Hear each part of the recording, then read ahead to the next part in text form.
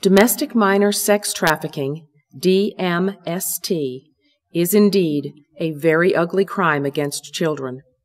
This video will tell the story of DMST and hopefully motivate you to tell others. You can use these resources to spread the word. To increase awareness of, educate about, and promote action against domestic minor sex trafficking is the mission of Christ the King's efforts to combat DMST.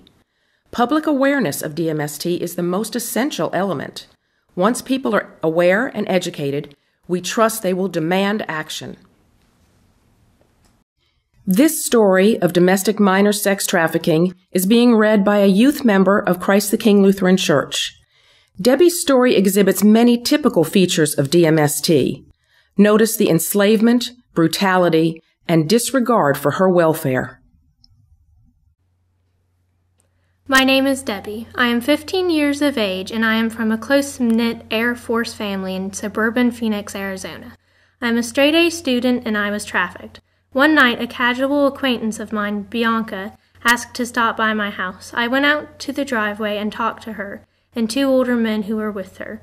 When she said they were leaving, I went to hug her goodbye and she pushed me into a car.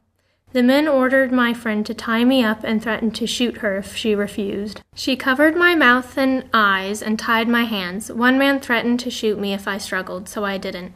My captors drove me around the streets for hours, but we were only 25 miles from my house. When we arrived, I was drugged and raped by 5 men. Among other things, I was kept in an apartment in a dog kennel and tied into a drawer under the bed. My pimps put an advertisement for me on Craigslist. And soon men started showing up at all hours of the day and night, demanding sex from me. My captors threatened to harm me and my family, so I never tried to run. The police received tips I was being held, but didn't find me until the second time they broke into the apartment, because I was crushed into that drawer under the bed. I am now back with my family, and the 2 men are charged with sexual assault and kidnapping, but not trafficking. Sexual abuse in the U.S. is more prevalent than most people think. Abused girls are likely to become runaways. At that point, they are extremely vulnerable. They are promised a better life, love, and security.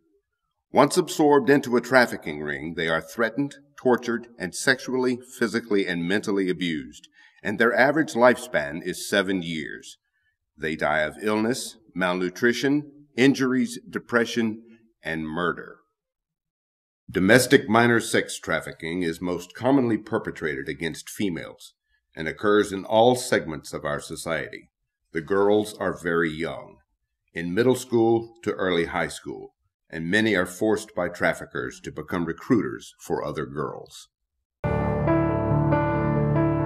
It's a story that begins in small-town USA with the girl next door. I always figured that something like that could never happen to me because I was safe. I was always careful. At 16, Shauna Newell had heard the stories of the thousands of young foreign women being tricked into modern-day sexual slavery. I always thought that stuff like that only happened to people who were like putting themselves in that position, in that predicament, you know, like girls who were floozies and girls who just took life for granted, and I wasn't that kind of person, you know. I dressed respectably, I never showed my body off ever. But this Florida teenager's life took a terrifying turn when she was trafficked by the most unlikely criminal, a fellow 16-year-old girl. She was a really good friend.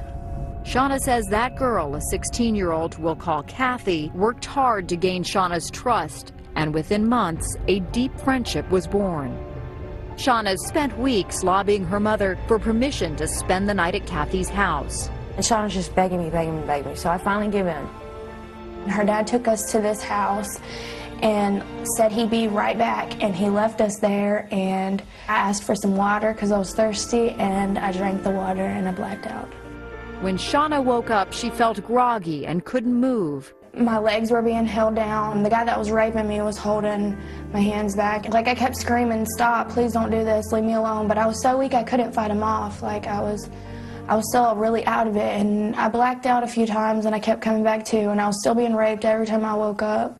At home, her mother started to worry. My cell phone rang, and all I heard was, "Mommy, help me," and the phone went dead.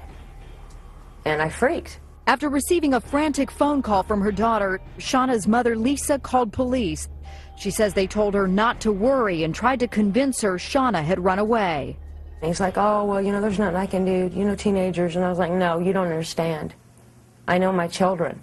Something's wrong. Shauna endured 3 days of being drugged, raped, and tortured.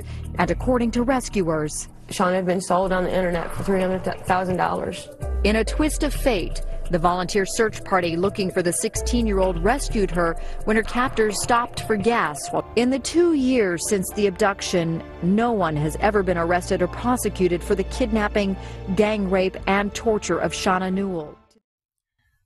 The trafficking scenarios vary widely, but have common elements. The abduction can be by physical force, such as kidnapping, fraud, such as the promise of a modeling career, or coercion, such as threats to harm the victim's family. Once abducted, the victims may be sleep-deprived, underfed, isolated, raped, threatened, and beaten repeatedly. The victims may be told that their family members will be killed. Traffickers tell the victims that they should not talk to the police because they are the victim's enemy. In the United States, 1,600,000 children run away from home annually. Of those, an estimated 300,000 are at risk to be abducted and trafficked. Here is the story in Georgia. Thousands of girls are trafficked annually. The number of acts that they must perform is unthinkable. Atlanta is a top-tier DMST city. Georgia victims of DMST are primarily U.S. citizens.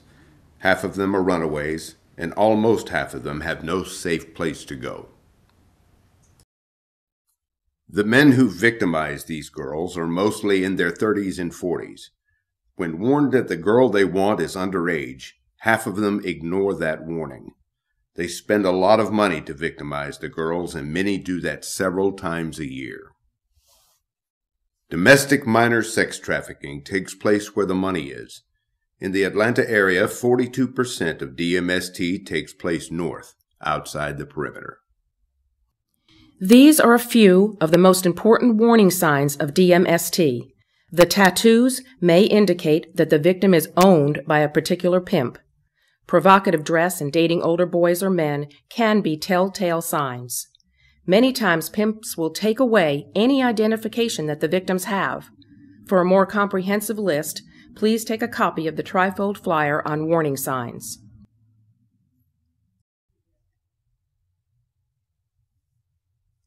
If you notice something that appears disturbing to you or that exhibits one of the warning signs, call the National Human Trafficking Hotline or the Georgia Cares Hotline.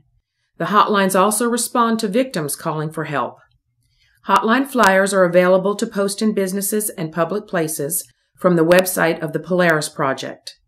Victims can also text HELP to 233-733. Putting the hotline numbers in your cell phone will enable you to act fast. Teresa's story of DMST is read by a third youth member of Christ the King Lutheran Church. The story illustrates how important it is for parents to know the people with whom their children spend time. My name is Teresa. I am sharing my story of being trafficked so others know trafficking can happen to anyone. As a 15-year-old girl from a good upper-middle-class Catholic family, I was used as a sex slave for 2 years in an upscale suburb of Detroit. My father was a business executive, and we moved a lot for his job. When we moved to Detroit, an older boy invited me over to visit his house. During that night, he raped me, and I was so ashamed I kept it a secret. A few days later at school, he showed me the pictures that his cousins, who were hiding in the room, had taken of the assault. He used those pictures to blackmail me into doing anything that he and his cousins demanded. The first night, they beat me and raped me for 2 hours in their basement. For the next 2 years, 4 nights a week, they made me take drugs, raped me, and beat me, and sold me to other boys for money. I didn't feel like I could turn to anyone because they wouldn't believe me. My parents didn't suspect anything. They thought my dropping grades and tiredness were just teenage habits. This ended after 2 years when my family moved again for my father's job. I didn't find the courage to speak out until college. Now I have written a book about my experience, The Sacred Bath, an American teen story of modern-day slavery, and have opened a shelter for trafficked women in Ohio.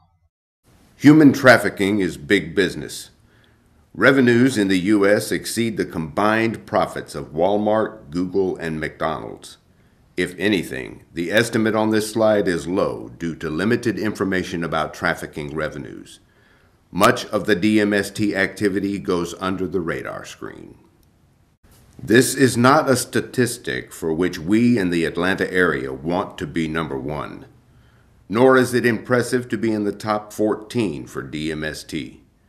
The trafficking revenues are staggering. As the money to be made increases, so does the motivation for the traffickers.